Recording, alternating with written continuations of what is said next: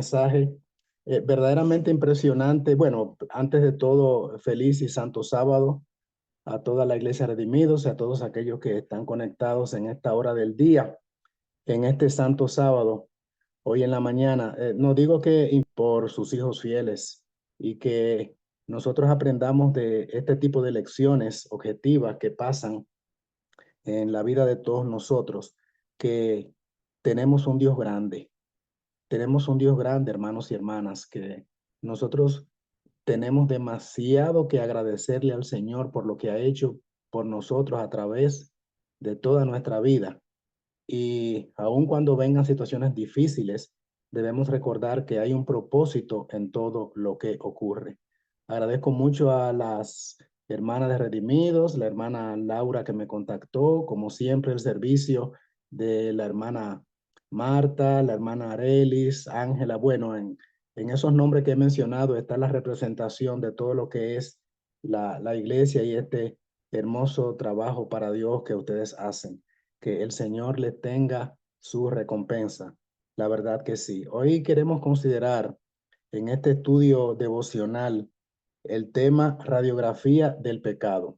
Así es que vamos a pedir inmediatamente que pueda aparecer allí las diapositivas. Radiografía del pecado es el título que aparece allí. Está radiografía del pecado. ¿Qué es una radiografía? Una radiografía es una foto por dentro. Es una introspección que se utiliza en la medicina para determinar lo que hay en el organismo. Y queremos aplicar ese término para referirnos a nuestra condición espiritual, nuestra condición interna, porque los hombres miran lo que está frente a sus ojos, pero Dios va más allá. El Señor mira nuestro interior y nuestras intenciones. Nosotros estamos confrontados y asistimos en esta etapa de la historia a eventos realmente trascendentales que están ocurriendo en el mundo, en el orden de lo profético. Sin embargo, hermanos, hermanas, que ahora estamos conectados y que podrían eventualmente escuchar este mensaje más adelante de manera diferida por las diferentes redes. Yo quisiera hacer un señalamiento y es el siguiente. Independientemente de todas las cosas que están ocurriendo en el mundo, mire, yo pudiera ahora decirles, por ejemplo, las cosas que han ocurrido con connotación profética en el mundo. Solo esta semana, 2 o 3 eventos dramáticos han ocurrido en el mundo en el término profético. Pudiera hablarle de lo que ha ocurrido a través de los días que van de este mes de marzo del año en curso. Sin embargo, aunque es importante conocer esas cosas, amados, amadas, ¿de qué serviría tener el conocimiento y la noción de los acontecimientos que están ocurriendo y dar seguimiento a todas estas circunstancias con connotación profética directa, el cumplimiento de las profecías en nuestros propios ojos? ¿De qué serviría todo ello si nuestras vidas no están a tono con la voluntad de Dios y no hemos llegado a un punto donde podamos vencer el pecado, la carne y al diablo?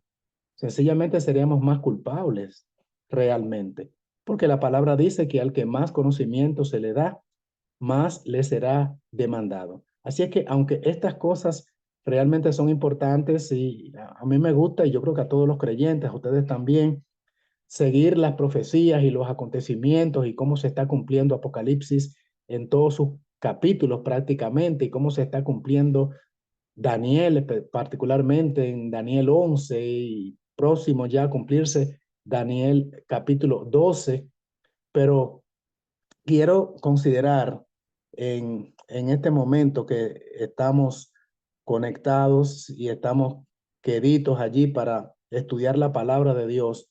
¿Qué mensaje tiene el Señor para nosotros como creyentes en relación a nuestras vidas espirituales y cómo estamos venciendo con el poder habilitador del Espíritu Divino cada día las tentaciones que el enemigo como león rugiente está pues lanzando sobre nosotros? ¿Cuál es la armadura espiritual suficientemente fuerte para afrontar las cosas que tenemos con las que tenemos que lidiar, ¿verdad? Nuestra naturaleza pecaminosa, nuestros caracteres, nuestros temperamentos. Por eso queremos hacer, con la ayuda de Dios, utilizando su palabra y los testimonios, esta radiografía del pecado. Miren, la siguiente diapositiva allí que aparece, precisamente dice qué es definición del pecado y ya lo leímos en la lectura bíblica. En las escrituras encontramos por lo menos tres definiciones de lo que es pecado. La que ya hemos leído en Primera de Juan, capítulo 3, verso 4. El pecado es la transgresión, que quiere decir la violación de la ley de Dios. Y ese sería un pecado de comisión, la actuación realizada de un acto malo. Pero también aparece en el libro de Santiago, capítulo 4, versículo 7, que todo aquel que no hace lo bueno le es pecado. El pecado consiste en aquel que sabe hacer lo bueno y no lo hace, mientras el pecado de comisión implica la obra o la actuación incorrecta. En esta segunda clasificación, realmente es lo contrario de hacer, que es no hacer. El que no hace lo que es correcto, el que no hace lo bueno, le es pecado. Y eso es lo que dice allí el texto de Santiago 4:17. También en Romanos capítulo 4, versículo 23, y aparece como la tercera definición, dice que todo lo que no procede de fe es pecado. Entonces, no tener fe, que es no creer, también se cuenta como pecado. Si resumimos estas definiciones, vamos a mirar que en todos los casos realmente vamos a arribar a que pecado es transgredir la ley de Dios, porque la segunda categoría o clasificación de no hacer lo bueno, el que sabe hacer lo bueno y no lo hace, y el que no tiene fe, finalmente es una manera de desprendernos de la voluntad divina, y entonces allí implicaría inmediatamente la transgresión de la ley. Así es que vamos a seguir mirando en detalle lo que sigue a continuación, porque ahora en Primera de Juan, capítulo 2, versículo 16, aparece un texto interesante en esta radiografía, en esta introspección. Estamos yendo por dentro a nuestra verdadera vida humana, y no solamente a lo humano, sino estamos tratando en esta radiografía de ver realmente qué hay en nuestro interior, en nuestro corazón, como dice la Biblia, que no es otra cosa que nuestra mente, nuestros pensamientos. Miren primero de Juan 2:16, porque todo lo que hay en el mundo, los malos deseos de la carne, número uno, la codicia de los ojos, número dos, y la soberbia de la vida, no procede del Padre, sino del mundo. Y si no procede del Padre y procede del mundo, obviamente entonces estamos desconectados de lo que es la voluntad divina en nosotros. Estamos inmediatamente al margen de lo que es la voluntad de Dios, de lo que es el actuar correcto de una persona creyente y convertida. En otras palabras, no estamos andando en el espíritu, sino que estamos en la carne. Por eso decía al principio que la meta nuestra como creyentes es vencer al diablo, vencer al mundo, vencer la carne. Ahora, quiero que miren en detalle, este versículo presenta tres situaciones que se dan en la vida pecaminosa de cualquiera persona, todo lo que hay en el mundo. Entonces, los deseos o malos deseos de la carne, dice el texto, la codicia de los ojos y la soberbia de la vida. Estas tres cosas que presenta el texto bíblico está implicado en cualquier violación de la ley de Dios. O sea, cualquier pecado que nosotros cometamos, independientemente de la definición que vimos al principio, que vemos que se resume en que es violación a la ley de Dios. Cualquier pecado que usted, yo, aquel, el de allá o el de acullá, cualquiera persona que comete infracción a la ley de Dios, pues está incluida en una de estas tres categorías. O tal persona pecó por los malos deseos de la carne, o tal persona pecó por la codicia de los ojos, o tal persona pecó por la soberbia de la vida. Vamos a verlo más en detalles entonces mientras avanzamos acá. Miren, tenemos A, B, C. Deseo de la carne es la concupiscencia o el apetito pervertido. Los deseos de los ojos es la codicia. Y C, la vanagloria o soberbia de la vida es el orgullo y el egoísmo. Estas categorías de pecado están incluidas en cualquier violación a la ley de Dios. Continuamos entonces y miramos el siguiente texto bíblico que está en Santiago capítulo 1, versos 14 y 15, que dice así la palabra escritural inspirada, sino que cada uno es tentado cuando es atraído y seducido por sus propios malos deseos. Allí están los malos deseos que estaba en la categoría que leímos anteriormente. Y sigue diciendo entonces el verso 15, y cuando su mal deseo ha concebido, produce el pecado. Y el pecado, una vez cumplido, engendra la muerte. Como resultante, como consecuencia del paso inicial o primario, que es ser atraído o seducido, entonces sigue una cadena de eventos que finalmente llevan a la destrucción y el derrumbe final del creyente en esta guerra feroz que tenemos contra nuestra propia persona, porque yo creo que la principal guerra es contra nosotros mismos, y ustedes estarán contestes, estarán de acuerdo conmigo, que independientemente de las tentaciones externas, de las provocaciones que tengamos por allí, señores, realmente la crisis ocurre en nuestro propio ser por nuestras tendencias heredadas y cultivadas. Heredadas porque venimos con esa genética pecaminosa que nos transmitieron nuestros padres, nuestros abuelos, por nuestra debilidad humana de vivir en un mundo con 6.000 años de pecado. O sea, esa ascendencia pecaminosa que tenemos nos produce, por supuesto, esas tendencias hereditarias. Y no estoy hablando, por supuesto, porque no creemos en el pecado original como lo presenta el mundo católico, pero sí tenemos la inclinación al pecar porque nosotros vivimos en un mundo pecaminoso y hemos nacido de una madre pecaminosa, nuestro padre era pecador también, y por eso tenemos la inclinación o tendencia. Por supuesto, no se contabiliza hasta que tenemos el raciocinio suficiente para tomar las decisiones.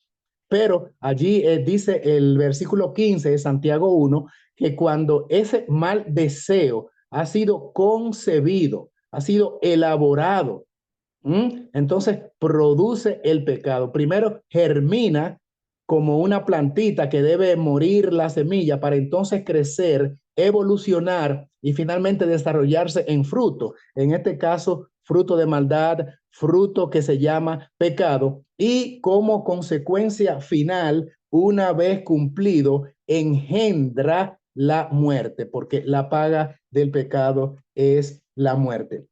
Para entender esto mejor, sugiero que vayamos a el libro de Génesis y entonces allí analicemos la primera fatídica infracción que entró a nuestro mundo para que ustedes vean y estudiemos en conjunto cómo esto se desarrolla armoniosamente, como está de una manera tan explícita presentada en la palabra. Dentro del plan de redención, el plan redentivo, el plan de salvación, el Señor quiere que sepamos verdaderamente cuál es nuestra condición natural, pecaminosa, nuestras debilidades, a lo que estamos expuestos, y para ello en la Biblia hay un desglose bastante definido, bastante puntual, explícito de cómo se desarrolla la carrera hacia la vida pecaminosa. Así es que la mejor gráfica que podemos tal vez presentar en ese sentido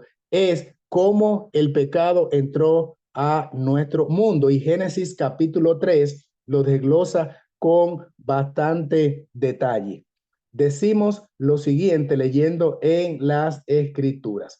Cuando la mujer vio que el árbol era bueno para comer, agradable a los ojos y codiciable para alcanzar sabiduría, tomó de su fruto y comió.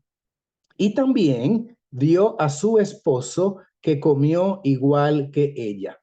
Cuando la mujer vio que el árbol era bueno para comer, agradable a los ojos y codiciable para alcanzar sabiduría, tomó de su fruto y comió, y también dio a su esposo que comió igual que ella. Hemos reiterado el texto para los fines de fijación en nuestra mente. Vamos a desglosarlo muy brevemente, lo que acabamos de leer en Génesis capítulo 3, verso 6, en la parte amarilla allí dice, bueno para comer, bueno para comer. ¿Qué implica esto? Bueno, comenzó ella a percibir la intención pecaminosa con el deseo de la carne.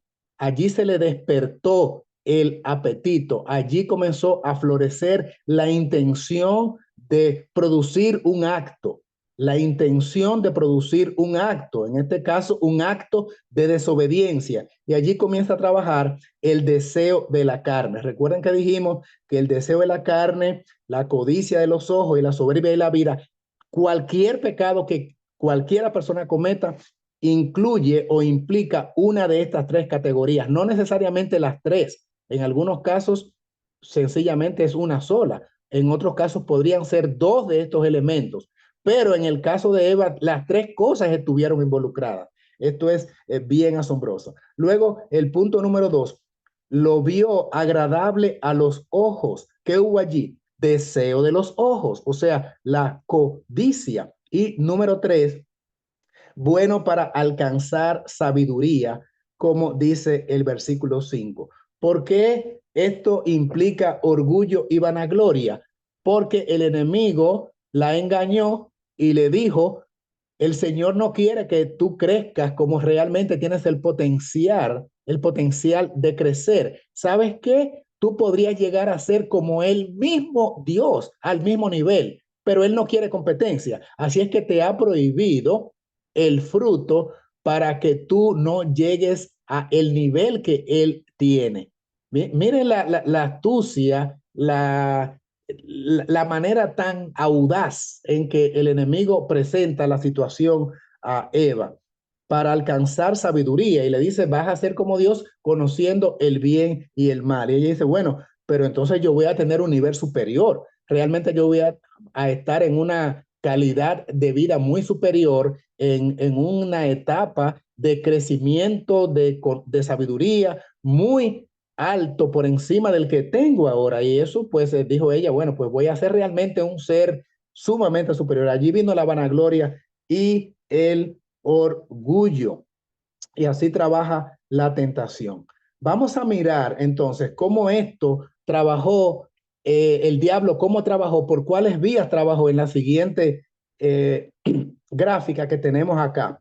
Secuencia de la tentación. Recuerden que estamos haciendo una radiografía y tenemos que ir por dentro, mirar cuáles son los elementos allí, como cuando nos estudian la sangre, los órganos internos, las células, bueno, todo eso, pero en relación con el pecado. Vamos a ver la secuencia de la tentación.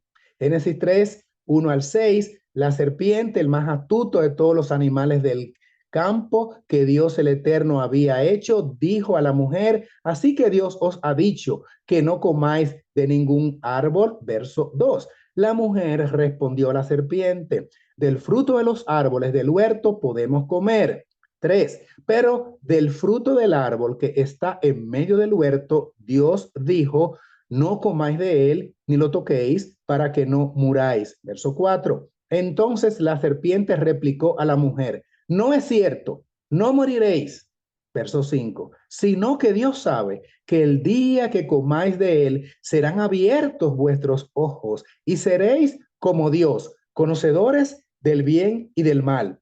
Esto bastó, hermanos. Verso 6. Cuando la mujer vio que el árbol era bueno para comer, agradable a los ojos y codiciable para alcanzar sabiduría, allí están los tres elementos, tomó de su fruto y comió, y también dio a su esposo que comió igual que ella. Ahora, ¿a través de qué medios vino el engaño satánico para derribar a Eva de su condición obediente primaria a ser ahora una derrotada, una vencida por la serpiente, que no era otro, por supuesto, que el mismo Satanás?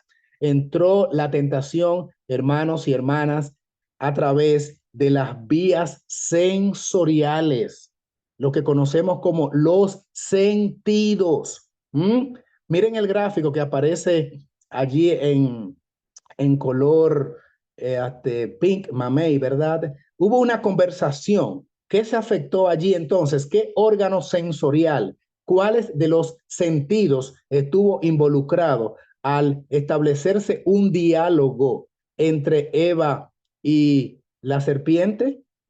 Por supuesto, el sentido de la audición, el oído, en la conversación, hubo un diálogo allí. La recomendación es cuando la sierva del Señor está haciendo el comentario sobre esta situación de la caída de nuestros primeros padres y dice en la Biblia de estudio un comentario que nosotros no estamos autorizados a conversar con el diablo. Solamente Cristo tiene una capacidad en su condición, ¿verdad?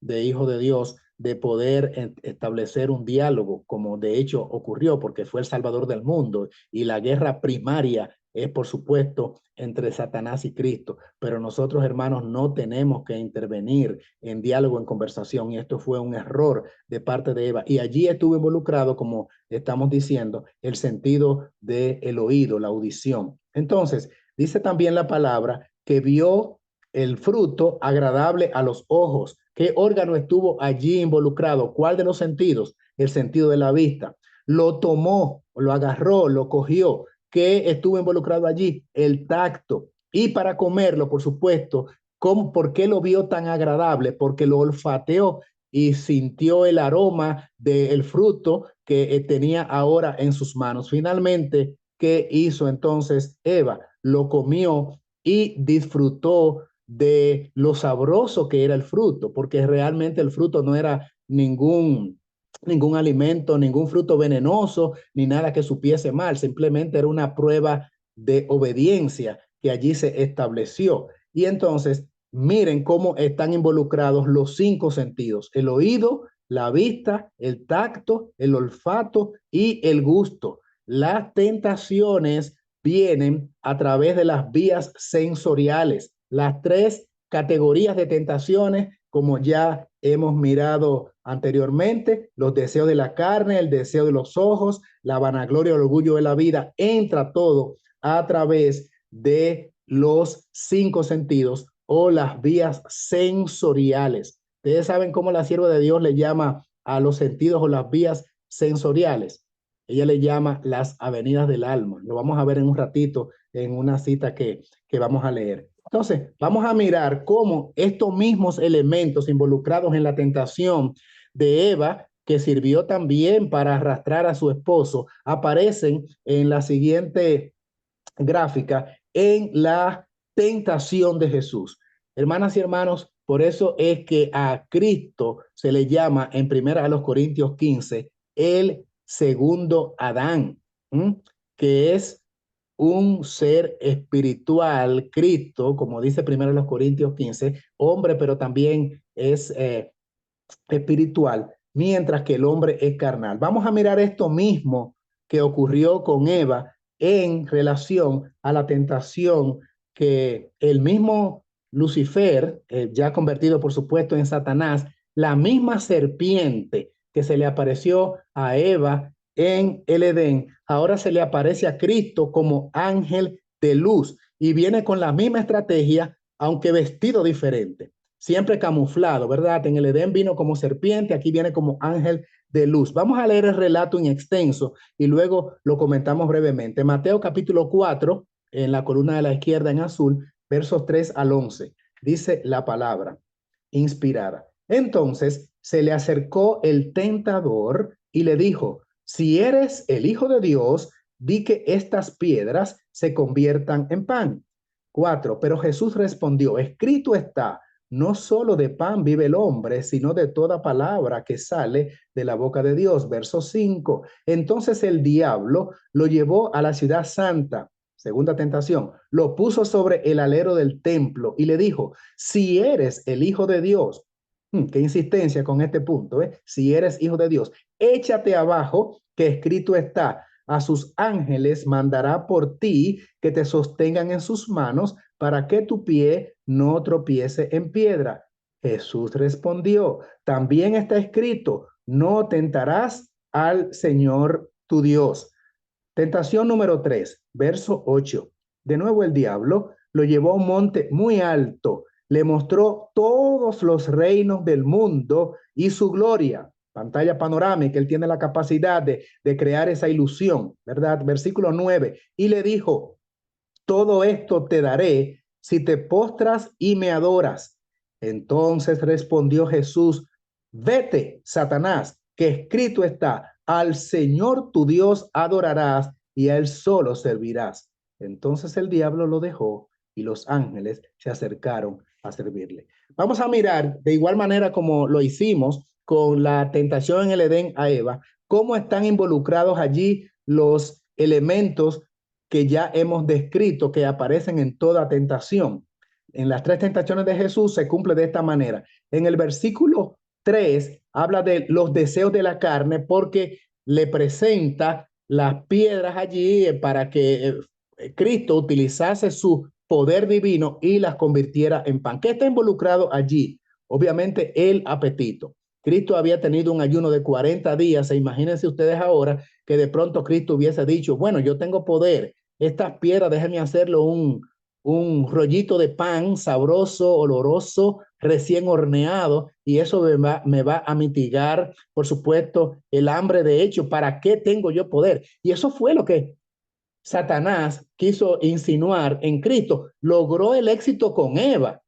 Y la fruta bien olorosa, bien presentada, agradable a la vista, dice el libro de Génesis que ya hemos leído. Bueno, pues esto hizo que sucumbiese Eva. Lo propio quiso el enemigo que ocurriera con Cristo, solo que aquí, por supuesto, fracasó el diablo de manera estrepitosa. En los versículos 5 y 6 aparece el tema de la soberbia o la vanagloria de la vida, el orgullo. Tú no eres hijo de Dios, pues entonces vas a tener servidores, por supuesto. Échate abajo, lánzate, que vas a tener siervos, ángeles que te van a cuidar y te van a proteger. Debes manifestar realmente autoridad, poder, jerarquía, porque realmente tú dices ser hijo de Dios. Esto implicaría, hermanos, el pecado de la soberbia, que era ya contrariar la voluntad expresa de Dios y comportarse Cristo allí sencillamente como un prepotente, por decirlo de alguna manera. Estaba involucrado el tema del orgullo. Mientras que en los versículos 8 y 9 está la codicia o los deseos de los ojos. Note que otra vez está involucrado allí este elemento de los deseos de los ojos, que es lo que ya había descrito la palabra, que implican las tentaciones. En la siguiente gráfica, siguiendo hablando de la tentación de Jesús, ¿qué estaba involucrado o por qué vía entonces quiso el enemigo entrar a Cristo? Por las vías sensoriales, que fue también la manera, la carretera, la autopista, la vía, la autovía, como querramos decir, por las cuales el enemigo, allá la serpiente, logró el éxito con Eva. Las vías sensoriales, o sea, los sentidos, estuvieron también involucrados en la tentación de Jesús. En los versículos 3, 6 y 9, dice que el diablo le dijo,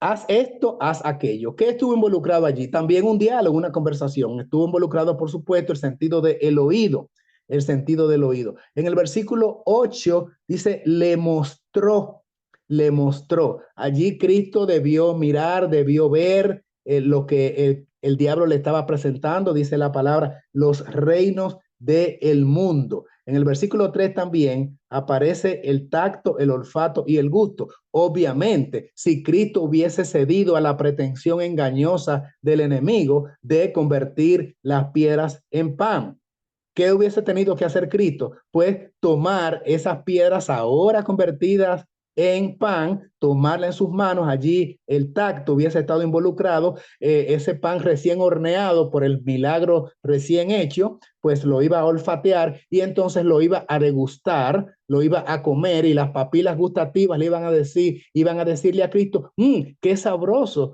está esto, ¿eh? Y con el hambre que tengo, allí estaba involucrado, por supuesto, el tema del apetito, el tema del gusto. Así es que por eso se dice que Cristo venció donde Adán y Eva cayeron, en el mismo punto, con las mismas tentaciones, con algunas variables, pero involucrados los cinco sentidos, las vías sensoriales, las avenidas del alma y también a través de lo que ya hemos visto, que estaba involucrado, pues, el deseo de los ojos, la vanagloria de la vida y también el apetito, o sea, los deseos de la carne, el deseo de los ojos y la vanagloria de la vida. Es prácticamente la misma secuencia que se sigue. Por eso el diablo ataca mucho nuestra mente, que la Biblia le llama corazón, porque en el cerebro humano, podemos mirarlo en esta otra presentación acá, hay una gráfica del cerebro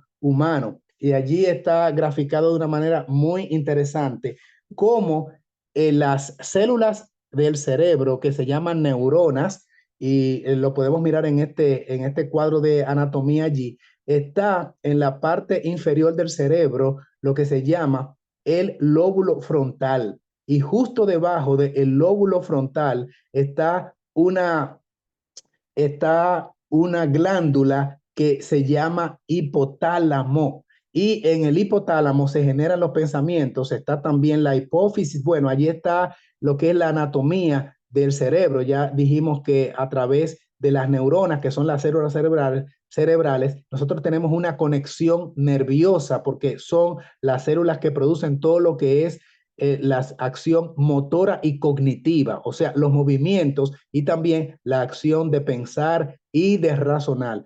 Y esto puede ser allí logrado a través de la glándula del hipotálamo y del lóbulo frontal que contiene todo ello. Así es que esto es muy interesante, lo que está presentándose allí. Y miren lo que dice la siguiente gráfica. En el hipotálamo, en el lóbulo frontal, es donde se toman las decisiones y se generan los pensamientos e imaginaciones.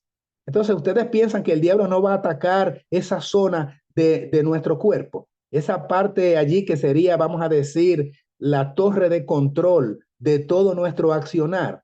Pues por supuesto, porque si logra derribar la torre de control, entonces derriba la puerta que da acceso a todo lo que es la ciudadela de nuestro cuerpo.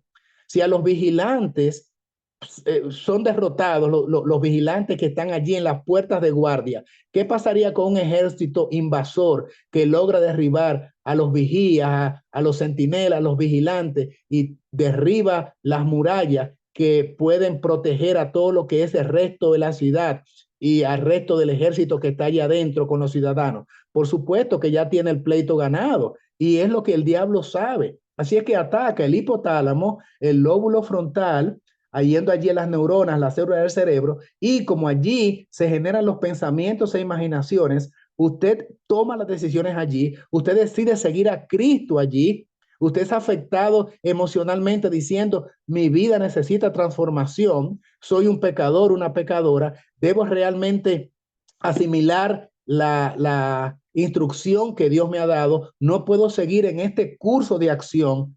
Y hermano querido, hermana mía, todas esas decisiones le está generando su lóbulo frontal a través de la hipófisis y allí y del hipotálamo. Porque dice la Biblia, del corazón salen los malos pensamientos, los homicidios, los adulterios, las fornicaciones, los hurtos, los falsos testimonios, la blasfemia, todo lo que es violación a la ley de Dios, el pecado consiste en la infracción a la ley de Dios. Y todas estas cosas que presenta Mateo, capítulo 15, verso 19, son justa y precisamente violación a la ley de Dios. Miren ahora esta otra cita poderosísima. Esta, hermanos queridos, es una crema de citas. Oye los testimonios, tomo 1, 254. Si ustedes no habían oído esta cita, pues grábenla por allí. Miren la fuente de donde la he tomado. Oye los testimonios, tomo 1, 254. ¡Qué crema de cita! Los nervios del cerebro que relacionan todo el organismo entre sí son el único medio por el cual el cielo puede comunicarse con el hombre, con el ser humano. Qué tremendo esto, y lo hemos recalcado allí en letras rojas. Voy a repetir esa parte en rojo otra vez. Son el único medio por el cual el cielo puede comunicarse con el hombre. ¿Cuál es el único medio? Los nervios del cerebro. Mírenlo en la línea superior. Los nervios del cerebro, el único medio por el cual el cielo puede comunicarse con el hombre. Y sigue la cita, y afectan la vida más íntima. Cuando el diablo tomó su cerebro, cuando el diablo afectó los nervios de su cerebro, que es la vía que usted tiene para comunicarse con el cielo y proveerle el cielo de victoria, cuando eso se derribó, entonces afecta la vida íntima y usted se desploma como ser humano. No tiene poder ya para vencer. Cualquier cosa que perturbe la circulación de las corrientes eléctricas del sistema nervioso disminuye la fuerza de las potencias vitales y como resultado se atenúa la sensibilidad de la mente. Usted queda derrotado. Inmediatamente la ciudadela de su cerebro, que no estuvo custodiada debidamente por cuidar los nervios del cerebro, sencillamente se va a pique y entonces ya el diablo tiene acceso a todo lo que es su vida íntima. Usted se desploma, deja de tener comunión con Dios porque están afectados los nervios del cerebro. Ahora, hermanos y hermanas mías, quiero hacerle una pregunta en este punto. ¿Creen ustedes entonces que la alimentación está íntimamente relacionado con tener un buen cerebro, unas buenas neuronas, de tener realmente victoria sobre el pecado y tener la capacidad realmente de ser victorioso? Miren, hermanos, nosotros no podemos tener capacidad de asimilar la revelación de Dios si nuestro cerebro está tomado por el diablo. Y nuestro cerebro puede ser tomado por el diablo si nuestra sangre no es buena. ¿Y cómo se forma la calidad de sangre? Ah, bueno, aterrizamos ahora a través de una buena alimentación.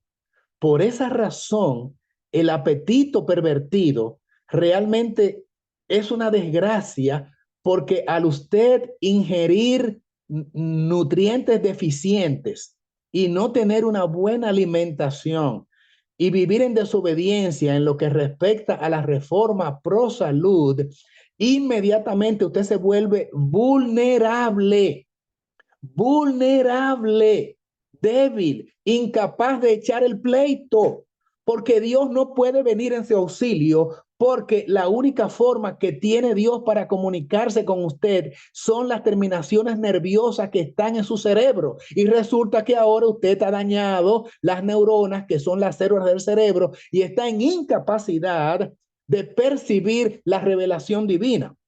Testimonio para los Ministros tiene una cita que no la incluí aquí, que dice que cuando usted no está con una salud óptima por una mala alimentación, es incapaz para entender las profecías. Es incapaz.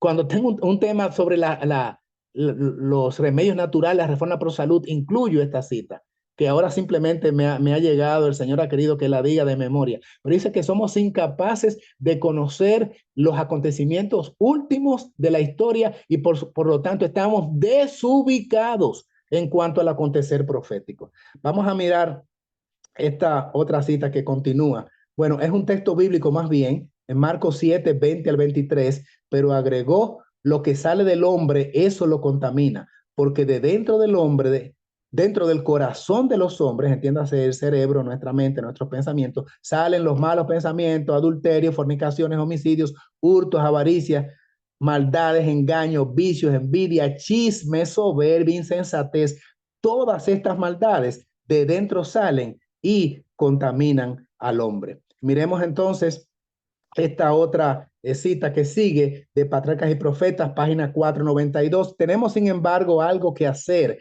para resistir a la tentación. Los que no quieren ser víctimas de los ardides, trampas de Satanás, deben custodiar cuidadosamente las avenidas del alma, las vías sensoriales, los sentidos que vimos al principio. Ahora la sierva de Dios le llama las avenidas del alma. Deben abstenerse de, atención, leer, ver u oír cuanto sugiera pensamientos impuros. No se debe dejar que la mente se espacie al azar en todos los temas que sugiere el adversario de las almas. Patriarcas y Profetas, página 492. Porque el diablo sugiere cualquier tipo de basura para que venga a nuestra mente y nos pone a hacer ilusiones de si tuviéramos esto, si viviéramos allí, si tuviera en esta condición, si tuviera tal poder, si físicamente fuera así, si tuviera tal poder, si tuviera tales dones, si tuviera tal posibilidad. Esos son pensamientos que debemos bloquear, porque no podemos permitir con la ayuda divina que el diablo todos los temas que nos sugiere pues le demos cabida, porque es una estrategia para debilitar la ciudadela de nuestro ser, abatir las vías sensoriales que aquí Ellen White le llama las avenidas del alma, y una vez logre eso tiene acceso a lograr, por supuesto, la destrucción de toda nuestra experiencia espiritual. Vamos a mirar esta misma cita pero ampliada en la siguiente, que dice: no leer, ver ni oír lo malo. El apóstol Pedro procuró enseñar a los creyentes cuán importante es impedir a la mente divagar en asuntos prohibidos o gastar energías en cosas triviales.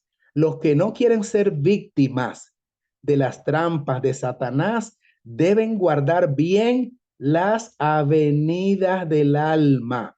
Deben evitar el leer, mirar u oír lo que puede sugerir pensamientos impuros. No debe permitirse que la mente se espacie al azar en cualquier tema que sugiera el enemigo en nuestras almas.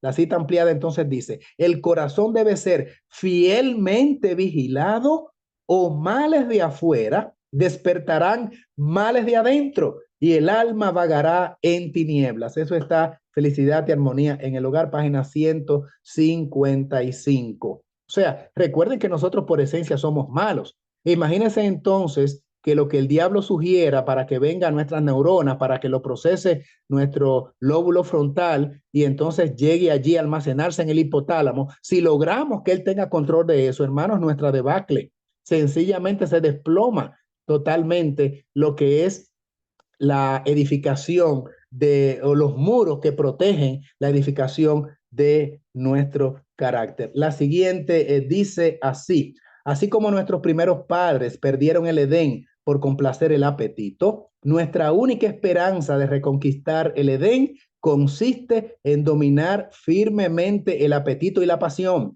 La abstinencia en el régimen alimentario y el dominio de todas las pasiones conservarán el intelecto y darán un vigor mental y moral que capacitará a los hombres para poner todas sus propensiones o inclinaciones bajo el dominio de las facultades superiores, para discernir entre lo bueno y lo malo, lo sagrado y lo profano. Consejos sobre régimen, consejos sobre salud, rectifico, consejos sobre salud, página 575. Ven ustedes, si permitimos entonces que sea Dios quien asuma el control de nuestras neuronas y tenga la posibilidad de dirigir nuestro lóbulo frontal y nuestro hipotálamo, entonces así podremos estar en capacidad para vencer nuestras propensiones, nuestras inclinaciones carnales que tenemos, y entonces Él dirigirá nuestras facultades superiores y podemos discernir entre lo bueno y lo malo, lo sagrado y lo profano. O sea, resumiendo, estaremos en capacidad de ser obedientes porque Dios implanta en nosotros esa capacidad y trabaja en nosotros a través de nuestro sistema nervioso, las vías eléctricas de nuestro sistema nervioso.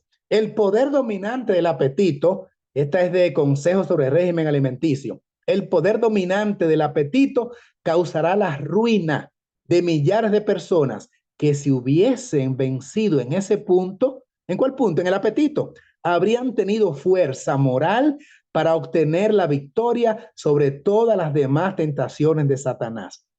Ahí fue, hermanos queridos, que Eva falló y ahí fue precisamente en el punto donde Cristo venció el tema del apetito que vino a través de las vías sensoriales y entonces constituyó la caída de Eva y Adán y la victoria de Cristo en circunstancias pues de tentaciones parecidas, pero con actitudes total y completamente diferentes cuando se le presentaron estas tentaciones de la vanagloria de la vida, el deseo de los ojos y la debilidad de la carne, ¿verdad? Que son las tres áreas a través de las cuales vienen las tentaciones manifestadas por las vías sensoriales. Y finalmente, un par de textos bíblicos allí, Proverbios 4:23, por encima de toda cosa guardada, guarda tu corazón, porque de él mana la vida. Ya sabemos que el corazón es esa torre de control que se llama nuestro cerebro. Y el otro texto es primera a los Corintios 2:16, porque ¿quién conoció la mente del Señor para instruirlo? En cambio, nosotros tenemos la mente de Cristo. ¿Quiénes dice el apóstol que son esos nosotros? Los creyentes, ¿verdad? Tenemos la mente de Cristo. Ese debiera ser la meta, el objetivo, por supuesto. Entonces, la otra cita bíblica, segunda a los Corintios 10:5, en la última parte, llevando cautivo todo pensamiento a la obediencia a Cristo. Llevando cautivo todo pensamiento a la obediencia a Cristo. Allí, hermanos queridos, es que se tienen las victorias o las derrotas. ¿Ah? En nuestra mente, nuestras decisiones, de allí proceden todos los pecados, como hemos visto en el estudio. Si nosotros llevamos cautivo nuestros pensamientos a Cristo, entonces somos victoriosos. Si no le entregamos nuestros pensamientos a la obediencia a Cristo, somos derrotados, no importa cuánta profecía sepamos y que tengamos conocimiento de lo que acaba de ocurrir y que si la ley dominical comenzó por tal estado, buenísimo saberlo, pero no tendremos victorias al final si no llevamos todo nuestro pensamiento a la obediencia a Cristo para someterlo a Él para que nos dé finalmente la victoria. Y el consejo final, texto final que aparece entonces en Filipenses capítulo 4, versos 7 y 8. Aquí entonces, hermanos queridos, está el resumen de todo y la conclusión y apelación que hacen las escrituras y las leo de la siguiente manera. Y la paz de Dios, Filipenses 4:7, que supera todo entendimiento, guardará vuestro corazón, cerebro, y vuestros pensamientos en Cristo Jesús. ¿Cuál sería entonces el secreto de la paz mental? Por lo demás, hermanos, todo lo que es verdadero, todo lo que es honorable, todo lo justo, todo lo puro, todo lo amable, todo lo que es de buen nombre, si hay virtud alguna, si algo digno de alabanza, en esto pensad. Filipenses capítulo 4, versículos 7 y 8. Pero para pensar de esta manera y tener la mente de Cristo, debemos permitir que nuestros pensamientos sean sometidos a la voluntad de Cristo para que Él lo dirija, para que Él finalmente logre darnos la victoria. Dios bendiga a la Iglesia Redimidos. Dios bendiga a todo aquel que ha escuchado y ha estado en contacto con esta meditación en esta mañana y seamos fiel hasta el final porque Cristo quiere precisamente darnos la victoria, se lo permitimos. Maranata, Cristo ya viene.